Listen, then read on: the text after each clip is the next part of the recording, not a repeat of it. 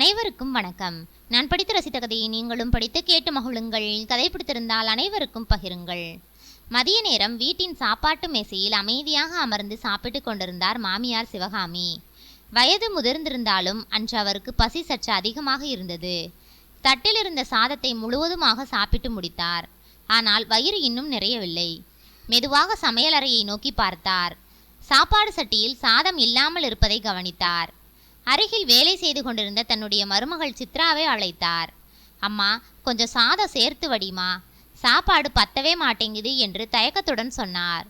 சித்ரா முகத்தை சொலித்தபடி, போதும், வயசாயிடுச்சு, அதிகமாக சாப்பிட்டா உடம்புக்கு நல்லதில்லை, அதிகமாக சாப்பிட்டா தேவையில்லாமல் வெளியில் போய் கண்டதை பேச வேண்டி வரும், அப்புறம் குடும்பத்தில் எப்போதும் பிரச்சனை தான் வரும் என்று கடுமையாக பேசினாள். அந்த வார்த்தைகள் சிவகாமியின் மனதை காயப்படுத்தின. அவருடைய கண்களில் சோகம் தெரிந்தது. நீ வந்த புதுசில் இப்படியெல்லாம் இல்லைம்மா, இப்போ ரொம்பவே மாறிட்ட, சாப்பாடோட அளவு நாளுக்கு நாள் குறைஞ்சிக்கிட்டே வருது, இப்போ கொடுக்குற சாப்பாடே அரை வயிற்றுக்கு கூட பத்த மாட்டேங்குது என்று வருத்தத்துடன் சொன்னார் சிவகாமி. அதை கேட்ட சித்ரா எரிச்சலுடன், சம்பாதிக்கிறதை எல்லாம் சாப்பிட்டே தீர்த்துட்டா எங்கே போகிறது என்று முணுமுணுத்தாள். அந்த வார்த்தைகள் சிவகாமியின் இதயத்தில் அம்பு போல் குத்தியது. எதுவும் பேசாமல் தன்னுடைய தட்டை அமைதியாக எடுத்துக்கொண்டு எழுந்து சென்றார். அவரது கண்களில் தெரிந்த ஏமாற்றத்தையும் வலியையும் சித்ரா கண்டுகொள்ளவே இல்லை. சிவகாமியின் கணவர் அரசு அலுவலகம் ஒன்றில் கண்காணிப்பாளராக பணியாற்றினார். அவருடைய நேர்மை, கடினமான உழைப்பின் காரணமாக அவர்களது குடும்பம் நல்ல வசதியுடன் வாழ்ந்து வந்தது. ஆனால் விதி வேறு முடிவு எடுத்திருந்தது. பணிச்சுமை அதிகமான ஒரு நாளில் அவருக்கு திடீரென மாரடைப்பு ஏற்பட்டு உயிரிழந்தார். அந்த இழப்பு சிவகாமியையும் அவருடைய ஒரே மகனையும் மிகுந்த துயரத்தில் ஆழ்த்தியது.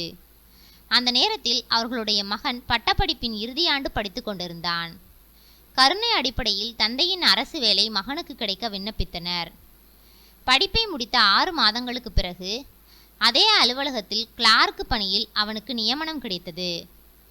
மகனுக்கு வேலை கிடைத்து விட்டது. 2 ஆண்டுகள் வாழ்க்கை ஓடியது. அதன் பிறகு அவனுடைய திருமணத்தை பற்றி சிவகாமி யோசிக்க தொடங்கினார். மகனுக்கு 25 வயது ஆனபோதே பெண் பார்க்க ஆரம்பித்தார். ஒரு விஷயத்தில் மட்டும் அவர் மிகவும் உறுதியாக இருந்தார். என் மகனுக்கு வரப்போகும் மனைவி நல்ல குணவதியாகவும் லட்சணமாகவும் இருந்தால் போதும், பணமோ பெரிய வசதியோ எனக்கு முக்கியமில்லை என்று மனதிற்குள் தீர்மானித்திருந்தார். 1 வருடம் பல வீடுகளுக்கு சென்று பல பெண்களை பார்த்தார். ஆனால் யாரையும் பார்த்ததும் அவருடைய மனம் முழுமையாக ஒத்துக்கொள்ளவில்லை. இறுதியாக ஒரு நாள் திருமண புரோக்கர் சித்ராவின் ஜாதகத்தையும் புகைப்படத்தையும் கொண்டு வந்தார். உறவினர்களுடன் நேரில் சென்று சித்ராவை பார்த்த சிவகாமிக்கு முதல் பார்வையிலேயே அவளை மிகவும் பிடித்து போனது. சித்ராவின் குடும்பம் தங்களுடைய வசதிக்கு நிகரானவர்கள் இல்லை என்றாலும் அவளுடைய அடக்கமும் அமைதியான பேச்சும் நல்ல குணமும் சிவகாமியின் மனதை கவர்ந்தது. நல்ல குணம் இருந்தால் அதுவே பெரிய சொத்து என்று எண்ணிய அவர் இந்த திருமணத்தை நடத்த முடிவு செய்தார். சிவகாமியின் மகன் சித்தார்த்துக்கும் சித்ராவை பிடித்து போக 2 குடும்பங்களின் சம்மதத்துடன் திருமணம் இனிதே நடைபெற்றது. திருமணமான புதிதில் சித்ரா மிகவும் பக்குவமாக நடந்து கொண்டாள். மாமியார் சொல்வதை கேட்டு மரியாதையுடனும் வீட்டு பொறுப்புகளை அக்கறையுடனும் கவனித்து கொண்டாள். சிவகாமியும் அவளை தன் சொந்த மகளைப் போல அன்பாக பார்த்து கொண்டார். 1 வருடத்தில் அவர்களுக்கு அழகான பெண் குழந்தை பிறந்தது.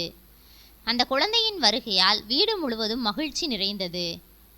ஆனால் திருமணம் முடிந்து 3 ஆண்டுகள் கடந்த பிறகு பக்கத்து வீட்டில் இருந்த சிலரின் பழக்கம் சித்ராவின் எண்ணங்களையும் நடத்தையையும் மெதுவாக மாற்ற ஆரம்பித்தது. முன்பு அன்பாக பேசியவள் இப்போது மாமியாரை ஒரு எதிரியைப் போல பார்க்க தொடங்கினாள். சிறிய விஷயங்களுக்கு கூட முகம் சுளித்து பேசுவாள். இந்த மாற்றங்களை எல்லாம் கவனித்த சிவகாமி காலப்போக்கில் எல்லாம் சரியாகிவிடும் என்று நினைத்து எதையும் பெரிதுபடுத்தவில்லை. தேவையற்ற சண்டைகளை தவிர்க்க அமைதியாகவே இருந்தார். ஆனால் அன்றைய தினம் பசி தீராமல் இருந்ததால் சாப்பாடு குறித்து கேட்ட ஒரு வார்த்தை அவர்களுக்குள் இருந்த அமைதியை உடைத்தது. நாட்கள் வழக்கம் போல் நகர்ந்து கொண்டிருந்தன. ஒவ்வொரு நாளும் அலுவலக வேலை முடிந்து சித்தார்த் வீட்டிற்கு வரும்போது சிவகாமி ஏற்கனவே தன்னுடைய அறையில் படுத்து தூங்கிக் கொண்டிருப்பார். ஆனால் மகனின் இருசக்கர வாகனத்தின் சத்தம் கேட்டவுடன் மகன் வந்துட்டான் என்று உடனே எழுந்து வெளியே வருவார். வாசலில் நின்ற சித்தார்த்தை பார்த்ததும், ஏண்டா, வேலை முடிஞ்சு எவ்வளவு நேரம் கழிச்சு வீட்டுக்கு வர? காலாகாலத்தில் வீட்டுக்கு வரணும்னு உனக்கு தெரியாதா? மணி என்னாச்சு பாரு என்று அக்கறையுடன் சத்தம் போடுவார். சித்தார்த் சிரித்தபடியே, அம்மா, ஆஃபீஸில் இருக்க வேலை உனக்கு என்னம்மா தெரியும்?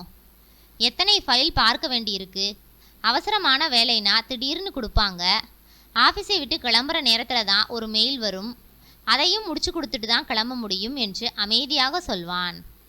உடனே சிவகாமி, ஆமாடா, கவர்மெண்ட் ஆஃபீஸில் இப்படித்தான் உன்ன மாதிரி உட்கார்ந்து வேலை பார்த்துட்டு இருக்காங்க, எதையோ சொல்கிற என்று புலம்பிக் கொண்டே மீண்டும் தன்னுடைய அறைக்கு சென்று படுத்துக்கொள்வார்.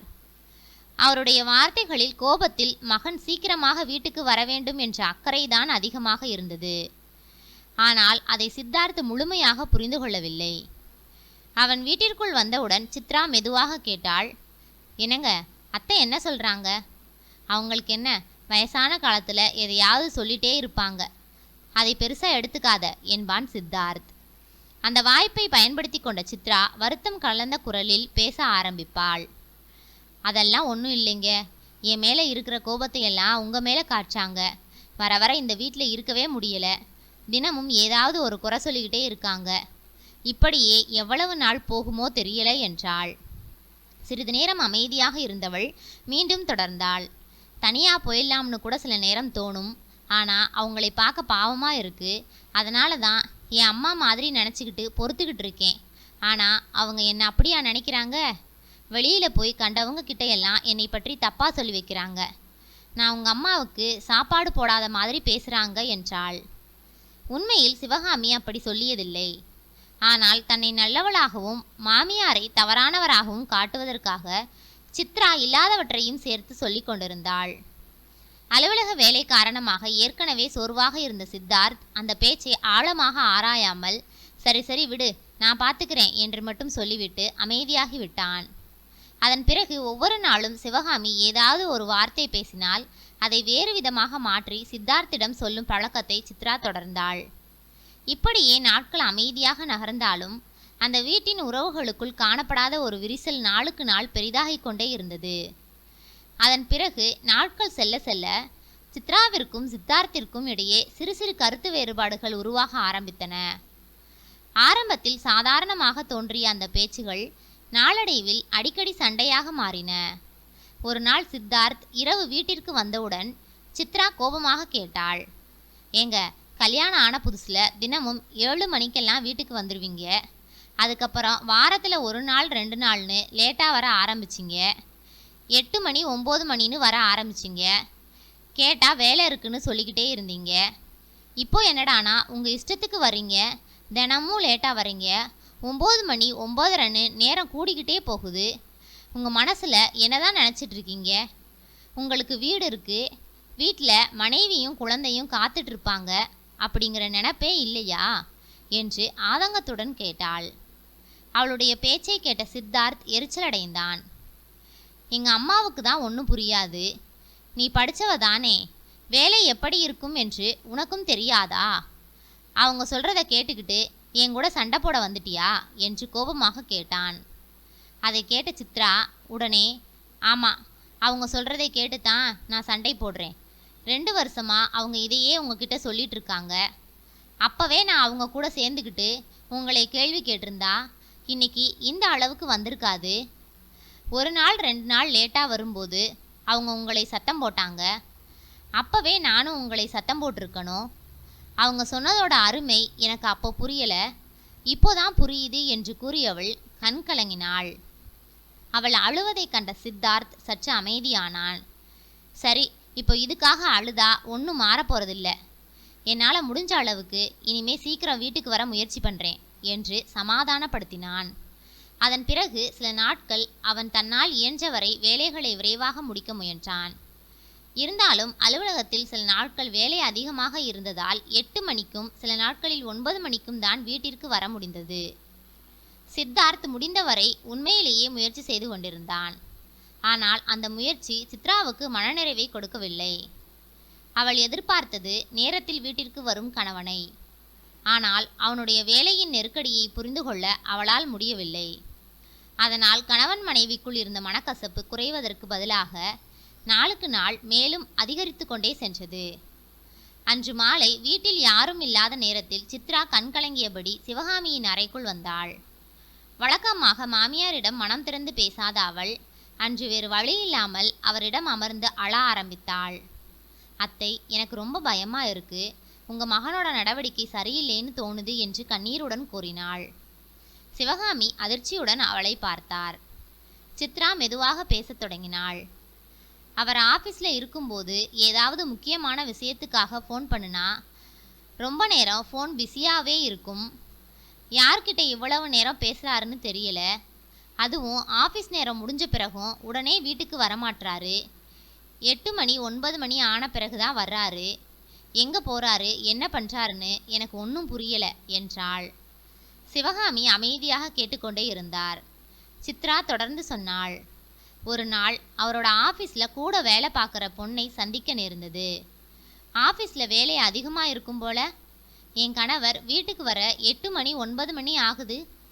உங்களுக்கும் வேலை அதிகமானு எதேச்சையாக கேட்டேன். அதுக்கு அவங்க, எங்கள் ஆஃபீஸில் பெரும்பாலும் வேலை 6 மணிக்குள்ளே முடிஞ்சிடும்னு சொன்னாங்க. அப்புறம் ஏன் என் கணவர் மட்டும் நிறைய வேலை இருக்குன்னு சொல்கிறாரு? அவருக்கு மட்டும் எப்பவும் அதிக வேலை இருக்குமான்னு கேட்டேன். அதுக்கு அவங்க, அதெல்லாம் இல்லைங்க. ஆஃபீஸில் வேலை பார்க்குற ஒரு பொண்ணு கூட உங்கள் கணவர் நெருக்கமாக பழகிட்டு இருக்காருன்னு சொன்னாங்க. அந்த வார்த்தைகளை சொல்லும்போது சித்ராவின் குரல் நடுங்கியது. நான் இதை பற்றி அவர்கிட்ட கேட்டேன். அப்படியெல்லாம் ஒன்றும் இல்லை. ஆஃபீஸில் இருக்கிறவங்க போட்டி பொறாமையால் இப்படி சொல்கிறாங்கன்னு சொன்னார். அடுத்த நாள் 7:30 மணிக்கே வீட்டுக்கு வந்துட்டார். அதுக்கப்புறம் 2 நாள் கழித்து மறுபடியும் 8 மணிக்கு வந்தார். இப்படியே அவரோட நடவடிக்கைகள் எனக்கு சந்தேகமாகவே இருக்கு என்று கதறி அழுதாள். சிவகாமி சில நொடிகள் எதுவும் பேசவில்லை. பிறகு ஆழமாக மூச்சு விட்டு மெதுவாக கூறினார். இப்படி ஏதாவது நடந்துவிடக்கூடாதுன்னு தான் 2 வருஷத்துக்கு முன்னாடியே அவன் தாமதமாக வீட்டுக்கு வர ஆரம்பித்தப்பவே நான் அவனை எச்சரித்தேன். காலாகாலத்தில் வீட்டுக்கு வரணும்னு எத்தனையோ தடவை சொல்லியிருக்கேன். முடிஞ்ச அளவுக்கு அவனை ஒழுக்கமாகவே வளர்த்தேன். ஆனால் இப்போ நீ சொல்கிறதை கேட்கும்போது எனக்கும் கவலையாத்தான் இருக்கு. சித்ராவின் கையை பிடித்தபடி சிவகாமி தொடர்ந்தார். நீ கவலைப்படாதே. நான் அவங்கிட்ட நிதானமாக பேசுகிறேன். ஆனால் ஒரு விஷயம் மட்டும் ஞாபகம் வச்சுக்கோ. யாராவது சொன்னதை கேட்ட உடனே உண்மைன்னு முடிவு பண்ணிடக்கூடாது. முதல்ல உண்மை என்னன்னு தெரிஞ்சுக்கணும். இந்த விஷயத்தை நீ என்னிடம் சொன்னது போல அவங்கிட்ட காட்டிக்கொள்ளாதே. அவசரப்பட்டு சண்டை போட்டால் பிரச்சனை தான் பெருசாகும். நான் சரியான நேரம் பார்த்து அவங்கிட்ட பேசுகிறேன் என்று அவளுக்கு ஆறுதல் கூறினார். சித்ராவின் மனம் சற்று அமைதியானாலும் அவள் கண்களில் இருந்த சந்தேகமும் பயமும் மட்டும் இன்னும் மறையவில்லை. அன்று மாலை சித்தார்த் வழக்கம் போல் வீட்டிற்கு வந்தான். வாசல் கதவை திறந்து உள்ளே நுழைந்தவுடன் சிவகாமி அவனை அழைத்தார். டேய், இங்கே வா. அவன் அருகில் வந்ததும் இதுவரை இல்லாத அளவுக்கு கடுமையான குரலில் பேச ஆரம்பித்தார். இனிமே ஆஃபீஸ் முடிஞ்ச உடனே கிளம்பி 7 மணிக்கெல்லாம் வீட்டுக்கு வந்துடணும். இல்லைனா உனக்கு நல்லா தெரியாது. சித்தார்த் அதிர்ச்சி அடைந்தான். அம்மா, என்ன சித்ரா எதுவும் சொன்னாளா? அவள் கற்பனை பண்ணிக்கிட்டு எதையாவது சொன்னா நீங்கள் அதையெல்லாம் நம்பிடுவீங்களா என்று கோபமாக கேட்டான். சிவகாமியும் பின்வாங்கவில்லை. டேய், உன்னை பெத்தவன் நான்டா. உன்னை பற்றி எனக்கு தெரியாதா? ஒழுக்கமாக நடந்துக்கிற வழியை பார்த்துக்கோ. இல்லைனா ஒரு நாள் நடுத்தெருவில் தலகுனிஞ்சு நிற்க வேண்டிய நிலை வந்துடும் என்று எச்சரித்தார். அம்மாவின் வார்த்தைகள் சித்தார்த்தின் கோபத்தை மேலும் தூண்டின. எல்லாம் அவளை சொல்லணும் என்று முணுமுணுத்தபடி வேகமாக உள்ளே சென்றான். அறைக்குள் சித்ரா கட்டிலில் படுத்திருந்தாள். அவள் கண்கள் சிவந்திருந்தன. நீண்ட நேரம் அழுததற்கான சுவடு முகத்தில் தெளிவாக தெரிந்தது. அவளை பார்த்ததும் சித்தார்த் ஆத்திரத்துடன் அம்மா கிட்ட என்னடி சொன்ன என்று கத்தினான். சித்ரா பதற்றத்துடன் எழுந்து அமர்ந்தாள். நான் அவங்கக்கிட்ட எதுவும் சொல்லலை என்றாள். பொய் சொல்லாத. இனிமே இந்த வீட்டில் நீ இருக்கக்கூடாது. வீட்டை விட்டு வெளியே போ என்று சித்தார்த் கோபமாக கத்தினான். அந்த வார்த்தைகளை கேட்ட சித்ரா அதிர்ச்சியில் உறைந்து போனாள். நான் என்ன தப்பு பண்ணேன்? நான் எதுக்கு வீட்டை விட்டு வெளியே போனோம்? நீங்கள் தான் தப்பு பண்ணிட்டு இருக்கீங்க என்று கண்ணீருடன் பேசினாள். ஆத்திரத்தின் உச்சியில் இருந்த சித்தார்த், ஆமாம், நான் தான் தப்பு பண்ணுறேன். என் கூட வேலை பார்க்குற பொண்ணு கூட சுற்றிட்டு இருக்கேன். உனக்கு என்ன? நான் அப்படித்தான் சுற்றுவேன். இது என்னோட வீடு என்று உணர்ச்சி வசப்பட்டு கத்திவிட்டான். நான் திரும்பி வரும்போது நீ வீட்டில் இருக்கக்கூடாது என்றும் சொல்லிவிட்டு சென்றான். அந்த வார்த்தைகள் சித்ராவின் மனதை நொறுக்கின. அவளால் ஒரு வார்த்தை கூட பேச முடியவில்லை. கண்ணீர் மட்டும் இடைவிடாமல் வழிந்தது. கோபம் அடங்காமல் கதவை பலமாக சாத்திவிட்டு சித்தார்த் வெளியே சென்றான். அறையில் தனியாக நின்ற சித்ரா வாழ்க்கை எந்த திசையை நோக்கி செல்கிறது என்று புரியாமல் அமைதியாக அழுது கொண்டே இருந்தாள். அவன் சென்றதும் உடைந்து போன மனதுடன் சித்ரா அழுது கொண்டே அலமாரியை திறந்து தன்னுடைய துணிமணிகளை எல்லாம் எடுத்து ஒரு பையில் அடுக்க ஆரம்பித்தாள். அப்போது சிவகாமி அவள் அருகே வந்து, என்னம்மா பண்ற என்று கேட்டார். நான் இங்கே இருக்கக்கூடாதுன்னு சொல்லிட்டாரு அத்தை, நான் போயிடுறேன் என்று கதறினாள். உடனே சிவகாமி அவள் கையில் இருந்த பையை வாங்கி வைத்தார். தப்பு செஞ்சது அவன், நீ எதுக்கு இந்த வீட்டை விட்டு வெளியே போகணும்? இது என்னோட வீடு, என்னோட கணவர் உழைச்சி சம்பாதிச்ச பணத்தில் வாங்கின வீடு. இன்னைக்கு அவன் பார்க்குற அரசு வேலையும் என்னோட கணவர் இறந்ததால் கருணை அடிப்படையில் கிடைச்ச வேலை. அவன் தனியாக போட்டித் தேர்வு எழுதி வாங்கின வேலை கிடையாது.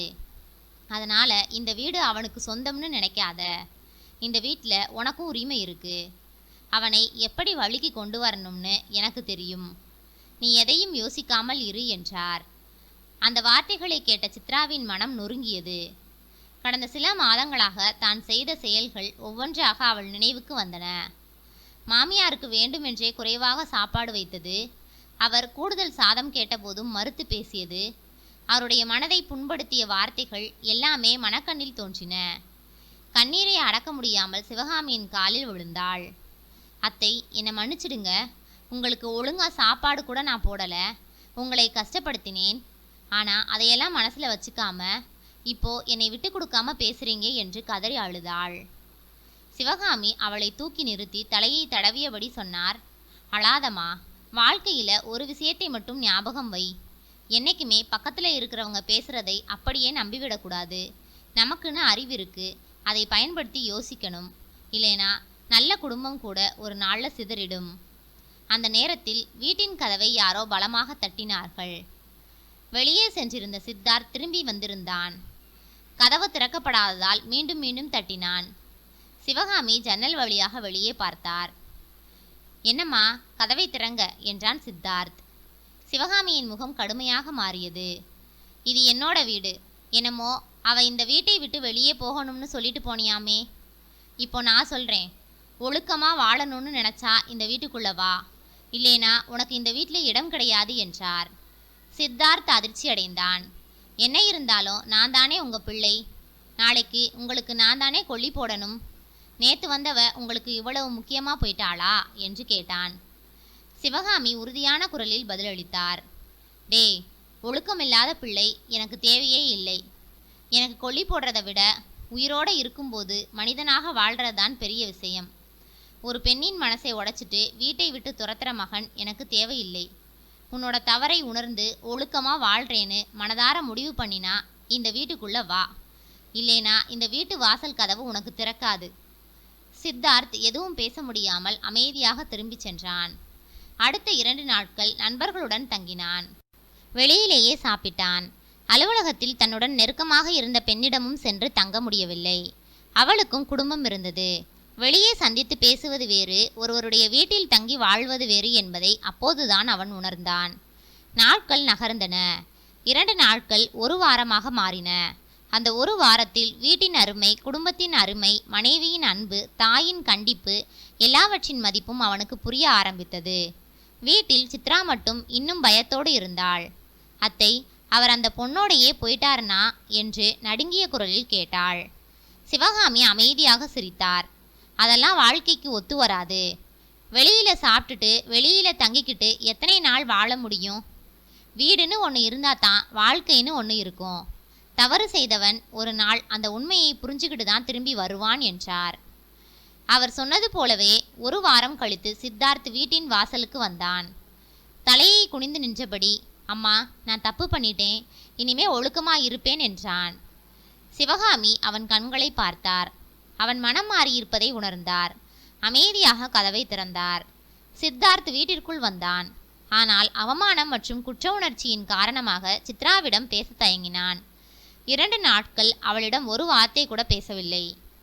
3வது நாள் இரவு மெதுவாக அவள் அருகில் வந்து நின்றான். சித்ரா, என்னை மன்னிச்சிடு. நான் செய்தது பெரிய தப்பு. உன்னை நம்பாம உன் மனசை காயப்படுத்திட்டேன். இனிமே இப்படிப்பட்ட தவறு என் வாழ்க்கையில நடக்காது என்றான். அந்த வார்த்தைகளை கேட்ட சித்ராவின் கண்கள் மீண்டும் கலங்கின.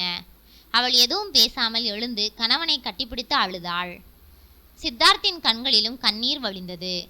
அந்த குடும்பத்தில் மீண்டும் அமைதி திரும்பியது. சிவகாமி தூரத்தில் நின்றபடி அந்த காட்சியை பார்த்தார். அவருடைய கண்களில் ஆனந்த கண்ணீர் வழிந்தது. பிள்ளைகள் செய்யும் தவறுகளை மறைத்து அவர்களுக்கு துணையாக நிற்பது பெற்றோரின் கடமை அல்ல. அவர்களை திருத்தி சரியான பாதைக்கு அழைத்து செல்வதே ஒரு நல்ல தாய் தந்தையின் மிகப்பெரிய பொறுப்பு. தவறை தட்டி கேட்காமல் ஆதரிப்பவர்கள் ஒரு குடும்பத்தை மட்டுமல்ல, ஒட்டுமொத்த சமுதாயத்தையும் மெதுவாக சீரழிக்க காரணமாகிறார்கள். நன்றி. கதை பிடித்திருந்தால் லைக் பண்ணுங்க, ஷேர் பண்ணுங்க, சப்ஸ்கிரைப் பண்ணுங்க. உங்களுடைய கருத்துக்களை கமெண்ட் பாக்ஸில் தெரிவிக்கவும். தங்கள் ஆதரவிற்கு நன்றி.